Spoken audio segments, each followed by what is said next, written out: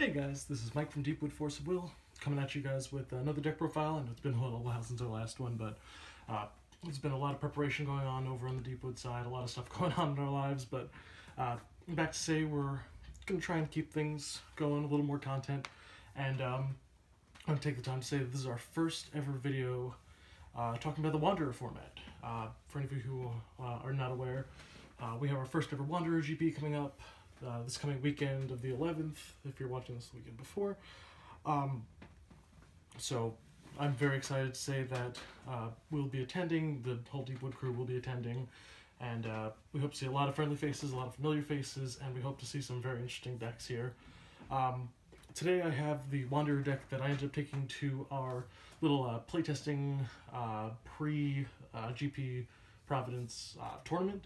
It was a fairly small tournament, like a local tournament, but we had all had a blast there. I ended up coming in second place with Green Grimm. The fairy tale support for this game has started in Grimm Cluster and has been going really strong since. So what better way to break in the new format and the newly discovered Wanderer playstyle with the good old classic. So obviously our ruler is Grimm. I have this promo one because I originally had the regular one, and somebody said, "Hey Mike, want to play this Grimm promo?" And I said, "Sure." If you don't know what he does, he's a light ruler who says you may pay the attributes of fairy tale resonators with any attribute. So basically you can just play any color you want, and as long as you're just playing fairy tales, you can play them for whatever costs, for well, whatever colors on that cost. And also, once per turn, you can pay one, discard a card, discard a fairy tale resonator, add another fairy tale resonator from your deck to your hand. So deck consistency, great discard outlet if you need things in the grave, and that's it really. He has no backside, one of the first rulers to not come with a backside there, if you can see that. So really flexible ruler. Only problem, doesn't have energize. This is going to be an issue that you see with a lot of Grimm Cluster rulers, a lot of Alice Cluster rulers, and then Lapisan, everything has energize.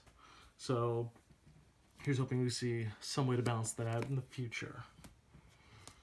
Going on to the main deck, it's a ton of fairy tales if you couldn't already tell. We have 4 Little Red, the Fairy Tale of Air, who is basically the mainstay for this deck. You're going to notice that all of our stones are just wind-producing basic stones.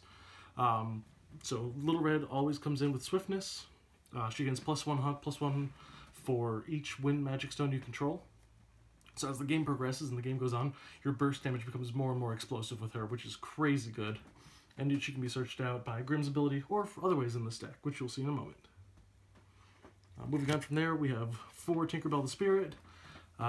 This one is just a 1-will 0/0, technically, but she gains +200 for each other fairy tale you control. Sorry, for each fairy tale you control, including herself. So she has 200 on summon.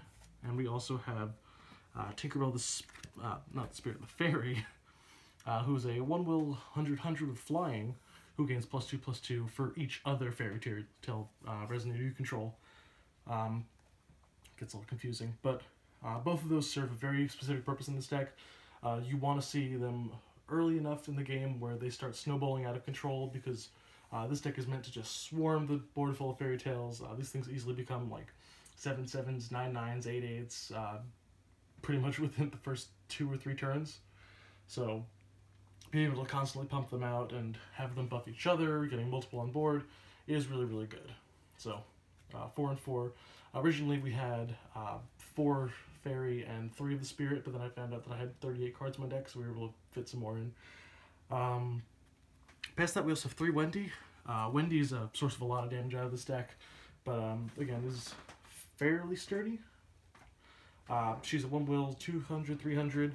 Whenever into the fairy tale enters your board, you recover her, which is crazy good, because if you're swarming a bunch of 1-drops, you just keep on recovering her, attacking, recover, attack, recover. So that's already there. She gets +200 as long as you control no special magic stones, but still control magic stone, so, aka the wind magic stones that we have, which we'll see later.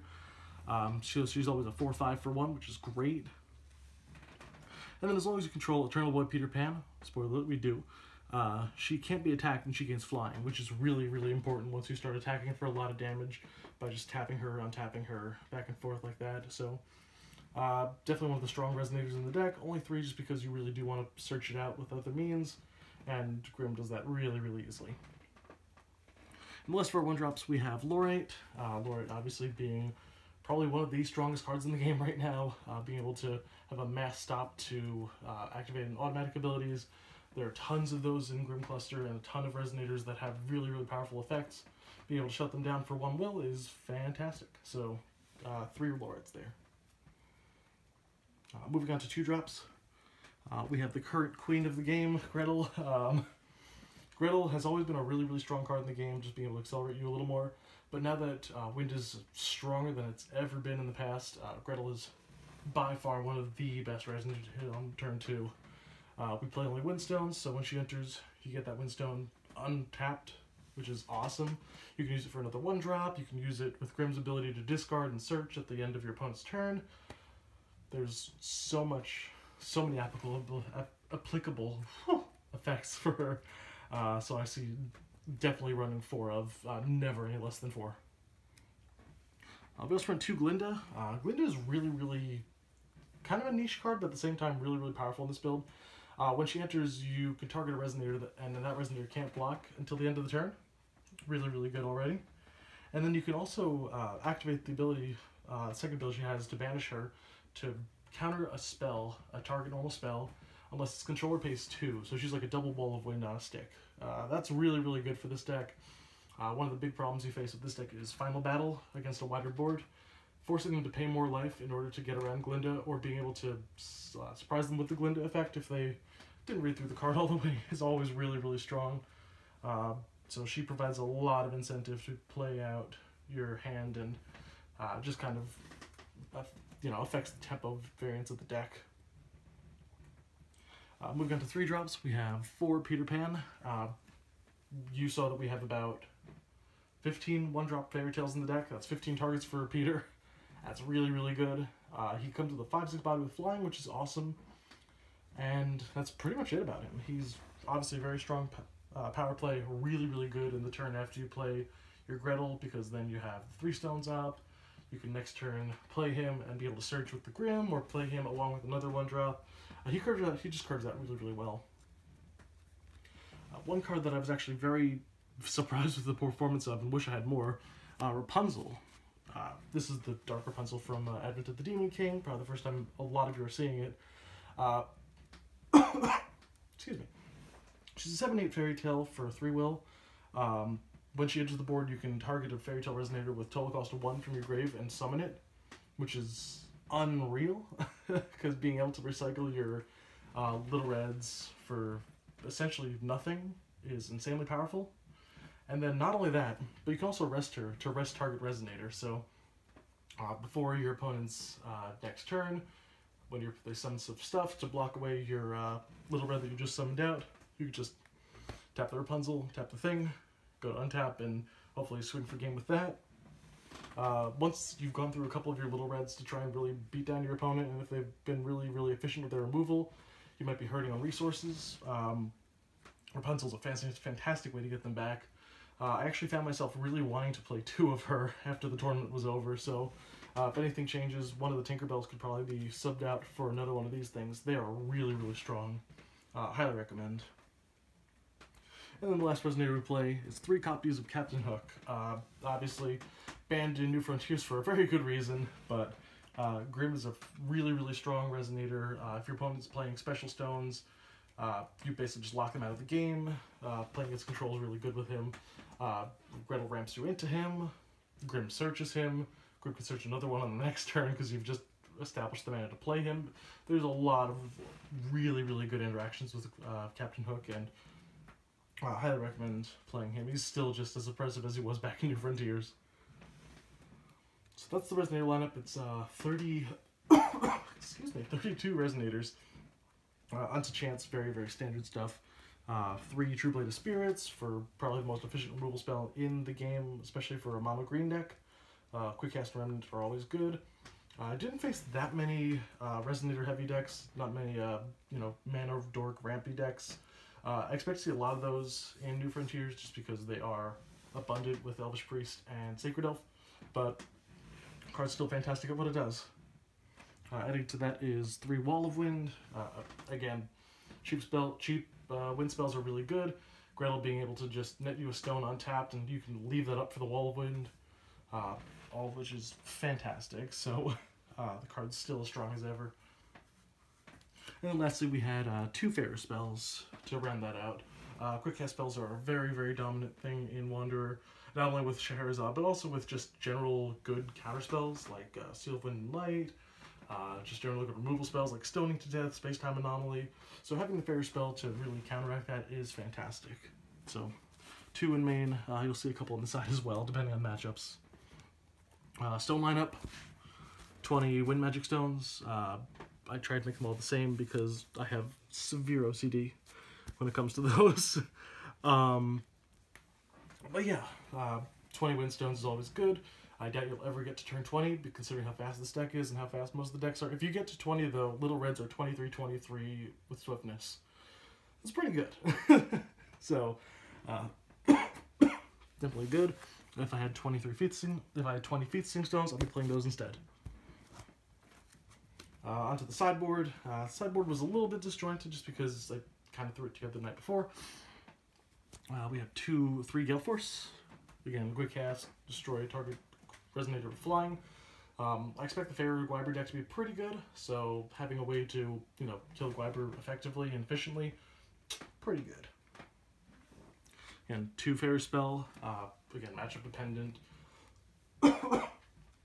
If you're placing your Scheherazade matchup, you just cancel their dolls, cancel their cancels. Cancel wars are always fun. So yeah, those are not much to say. I played 2 Heavenly Gust because there's no Severing Winds and a ton of Regalia. Those are 2 things that definitely cancel each other out. Severing Winds was the Torrent killer, I think, and having that banned in Wanderer gives us a fresh take on what is able to be played. Heavenly Gust is definitely one of them, is really good against really, really spammy Regalia type decks. So, that's good. Oh my goodness, alright. Next up we play 1 Laurite, tried out the 4. Again, I said Laurite's an insanely powerful card. This is no exception. 1 extra of him, just in case you need it. I play 2 Friggs as well. The Friggs are more for when you're playing the control matchup and you expect it to go into the longer game.